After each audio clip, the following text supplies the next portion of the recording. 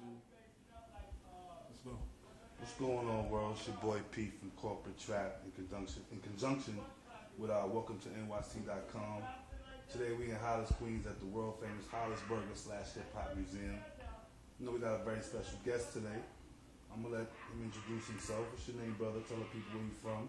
Orville Hall, from Hollis, Queens, originally. Been in the corporate world for over 20 years. Background consists of Director of Marketing for Adidas,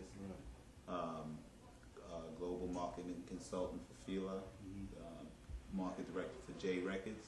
So I got, good background in different type of things. I'm currently involved in Hollis Famous Burgers, the Hollis Hip Hop Museum, which is a restaurant that I opened in about a year and a half ago.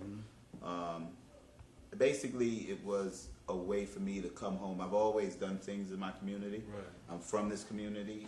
It's one of those communities that the people that you went to high school with and graduated with, their kids now have kids in this community. And I've always, even though in my corporate travels, I still live in the neighborhood and just became worried about it.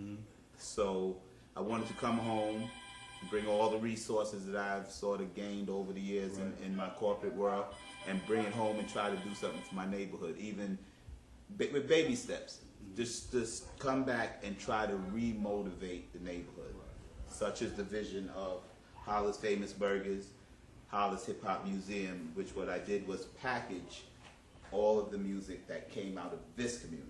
Now, we're not saying that we're all of the music in the world, but I just wanted to sort of show how prominent this community is in the hip hop game. Now, I'm not going to say was, because everybody that is from this community is still relevant. Russell Simmons, Run DMC, and Jam Master Jay passed away. We love him, we miss him, but he's still relevant. Ed Lover, LL Cool J, Irv Gotti, Ja Rule, Stephen A. Smith, the FUBU owners. Like, it just goes on and on. Okay, so we just want to give the people like a timeline. You mentioned all those famous names. Like, what was it like growing up in that era? It was crazy. And when you come to the museum, you could feel it. You know what I'm saying? On this wall, we have all of the movies that was shot. We have Run DMC, Tougher Than Leather, and Crush Groove had a lot of Hollis residents in it. So you were always involved in something that one of these dudes was doing. Jay used to love for us to come to their shows, no matter where they were in the world. And at that time, we young, nothing to do half the time. We get in the car and 4, 5, 6 cars drive all the way to Philly, to Connecticut, to Boston, just to be at their shows. It was a good time in our lives, and not to say it still wasn't the hood. Hollis was still definitely the hood, but we had all these things going on that motivated us. You know what I'm saying? Motivated us. We could watch a Crush Groove movie, and my man Butter that I'm hanging with today was in Crush Groove, and they go Butter, and they go Smith, and they go, you know what I'm saying?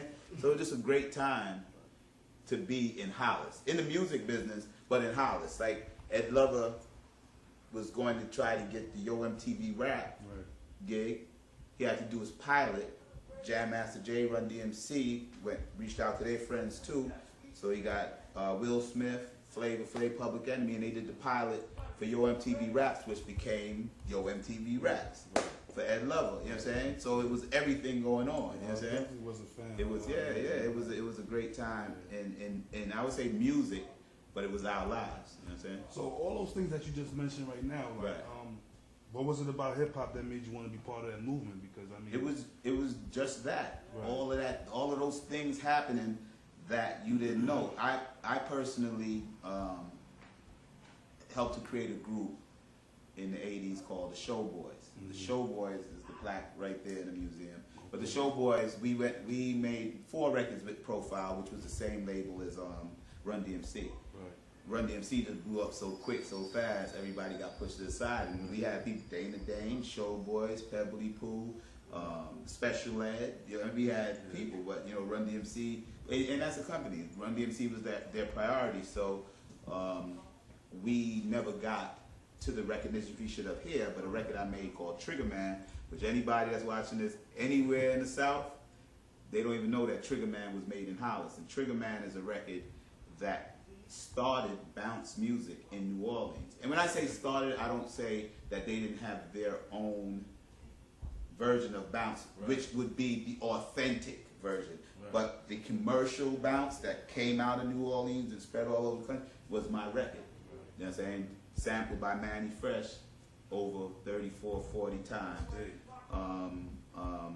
Sampled by 3-6 Mafia 3-4 times. Little John 5-6 times.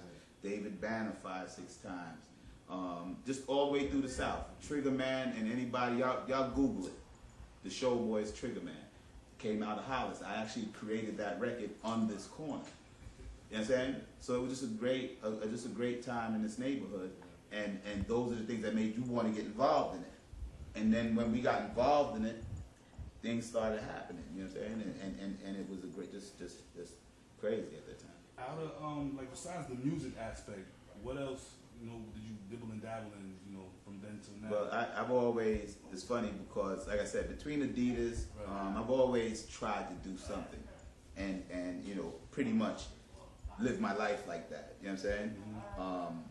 So I've had 2 clothing lines. Like I'll be in here sometimes and see people walking with clothing lines that I've made. Back then I had a clothing line called Team Sports that we got into. I just put that in Queens, a bunch of stores in Queens. Then I did a deal. I seen Jay-Z in a concert in Memphis once, and he came out with a Harvard jacket. So I came home, got on the internet, Google, found the Ivy League, found the person that had the license to do it, and I did a line with him for the Ivy League and got it in stores all over the country. You know what I'm saying? Got a write-up saying it was the newest Ivy League hits the hood. So I've always did things that I saw the success of it, but nothing ever went over the top. You know what I'm saying? And that's part of what I am. I'm somebody that has to work hard for my shit. You know what I'm saying? And it's part of me. But you know what I'm saying? I got to work hard for whatever I do. So I understand that about myself. So I've done a lot of stuff. I've seen. I did all the commercials for Fila with Hurricane Chris, which turned out to be the biggest selling shoe they've ever had. You know what I'm saying? I wrote the treatment, directed it, and all that. So I've done a lot of stuff. Plus I do, the Kids Day in Hollis and different things. So I try to stay busy. You know what I'm saying? Try to stay busy. So now you started music, then you jumped from music to the fashion. Right. Now from fashion the restaurant, to food. Yeah. So where did the idea to start the first hip hop burger joint come from? Well, you know what? I'll be honest with you. It started from work, meaning for Adidas in the beginning, I was their go-to guy in the hood. When the president came to town, him and his whole staff would call me. I pick them up and I take them on a tour of the city, show them all the places people shop, what they look for, how they dress, just bring them up to speed on the urban community.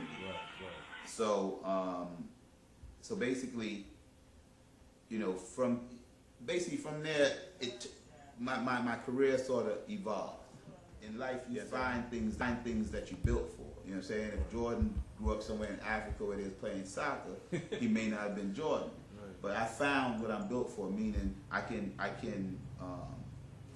retain things sometime and then use it later. You know what I'm saying? So as I'm pointing things out to them, I'm realizing what's important in the city. And when I always got to Hollis, I showed them around the whole city. But when I got to Hollis and I started describing, this is where Jam Master Jay lived. This is where they came up with the idea for my Adidas. This is where they shot their first photo shoot. This is where Russ Russell and Run lived. This is where the more I did it, the more it got important to me. You know what I'm saying? So I kept that, and it's always been in the back of my head.